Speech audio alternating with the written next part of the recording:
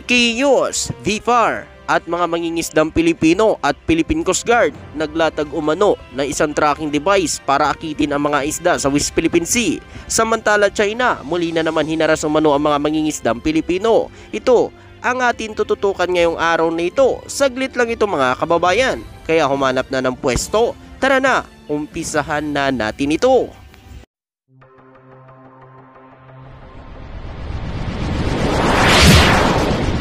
Trupang Hilonggo. Please subscribe and like and share. Ayan, so magandang araw po sa lahat nating mga kababayan. At siyempre, nandito na naman tayo para magbigay ng balita sa inyong lahat mga kababayan. So umpisahan na natin ito mga kababayan. Ang mga mangingisdang Pilipino ay sumali sa PSG at Bureau of Fisheries Aquatic Resources sa Recto Bank. Yan po mga kababayan ay tumulong po ang ating mga mangingisda, ating Philippine Coast Guard at Bureau of Fisheries Aquatic Resources sa paglatag tracking device mga kababayan. Ang mga mangingisda mula sa Quezon, Palawan ay sumama sa Philippine Coast Guard, Bureau of Fisheries Aquatic Resources upang maglagay ng payaw, isang floating aggregate device na ginagamit pag-akit ng isda sa Recto Bank sa West Philippine Sea.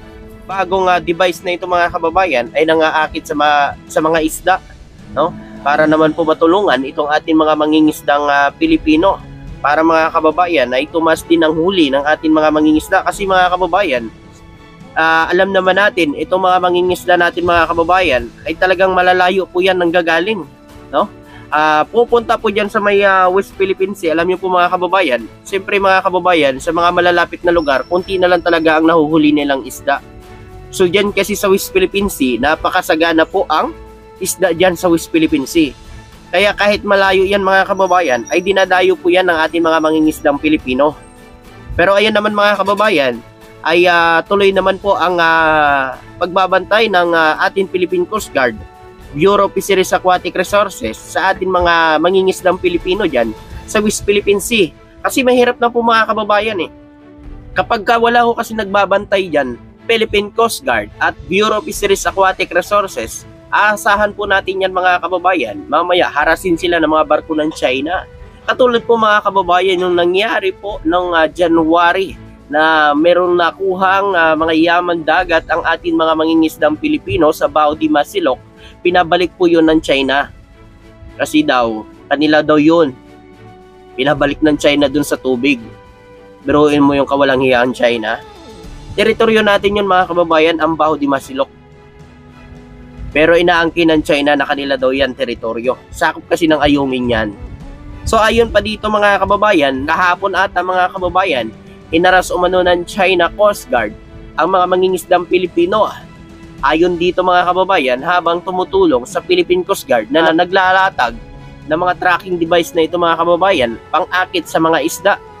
Ayon sa ulat umano ng 24 oras, halos 2 araw na naglalayag umano mga mangingisda patungo sa Table Mount na mas malayo sa Pangpang kaysa sa karaniwang nilang pinapangisdaan, kung saan umano nababawasan na ang supply ng isda. So yun po mga kababayan, kaya ganun talaga mga kababayan.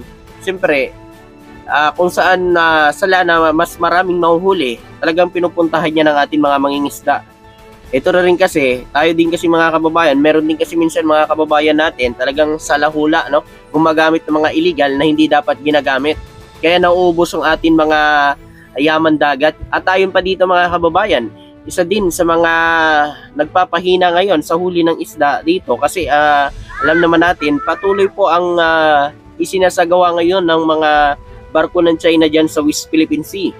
Ang pagtambak, paggawa ng mga artificial na isla ay isa din yan sa pagpapahina ng huli ng isda mga kababayan. Siyempre, nasisira po ang tirahan ng mga isda, mga coralis. Katulad yan, mga nakarang araw, natagpuan na naman ang maraming patay na coralis dyan sa West Philippine Sea.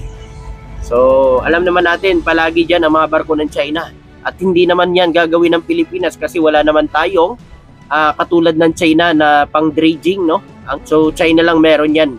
Katulad niya dito mga kababayan, ang ginagawa dito ngayon sa reclamation, ganyan po ang ginagawa doon sa West Philippine Sea.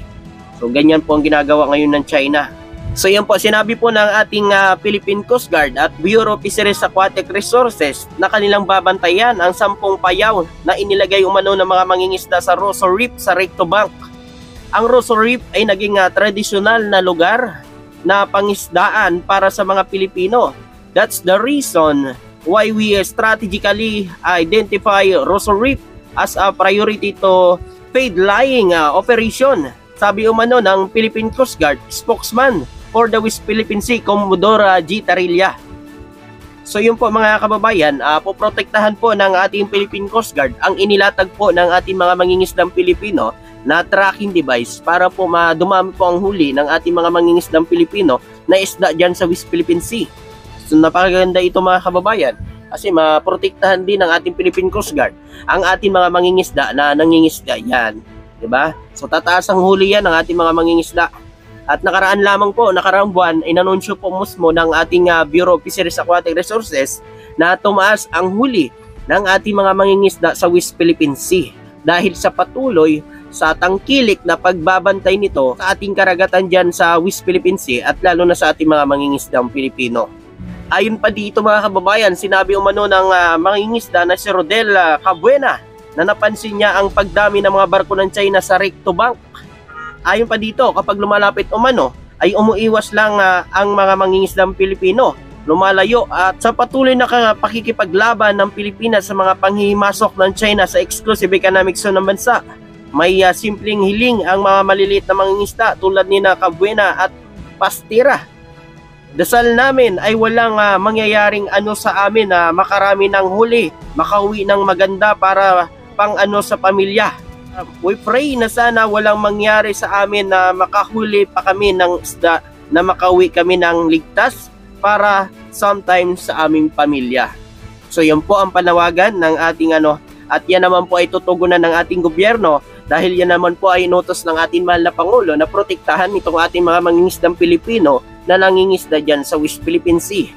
At hindi naman ito pinapabayaan ngayon ng ating Bureau of Fisheries Aquatic Resources at ng ating Philippine Coast Guard mga kababayan. Diba? Ganun naman dapat mga kababayan Yan dapat ang isang presidente. Talagang ang puso niya para sa mga Pilipino. Hindi para sa China. Yan ang isang presidente dapat. Pure Pilipino. Walang halo. Talagang ang puso niya para sa mga Pilipino. Ang ginagawa niya para sa mga Pilipino. Pero, ito kasi mga kababayan, yung mga anti-Marcos na ito, hindi ko alam kung mga tuta na talaga ng China to mga kababayan. Kinukontra pa nila ang patuloy na pakikipaglaban ng ating gobyerno dyan sa West Philippine Sea. Bakit daw tayo makikipaglaban, makipagyera dyan? Bakit? Ano pala gusto nyo? Ibigay na lang ang West Philippine Sea sa China? Hayaan na lang ang China na manaig dyan at makuha ang teritoryo natin? Mas matakot kayo pag nakuha ng China yan mga kababayan at baka magsisi kayo. Pag nakuha ng China ang isa sa mga teritoryo natin dyan sa West Philippine Sea, alam niyo kung ano mangyayari dyan mga kababayan? Gagawa ng artificial na isla yan ng China. So tatambakan mga kababayan. So yan lang kasi ang inaasahan ng ating mga mangingisdang Pilipino na dyan lang sila makakahuli ng mataas na huli dyan sa West Philippine Sea. Kaya sana mga kababayan, samahan natin ang laban na ito. Hindi lang laban ni Pangulo o gobyerno, laban nating lahat ng mga Pilipino. Dahil ito ay atin to. Walang pwedeng makialam dahil teritoryo natin yan. Walang pwedeng magdikta kahit sinong bansa. Atin yan. Ipaglaban natin yan. Walang karapatan dyan kahit sinong bansa pa sa ating teritoryo.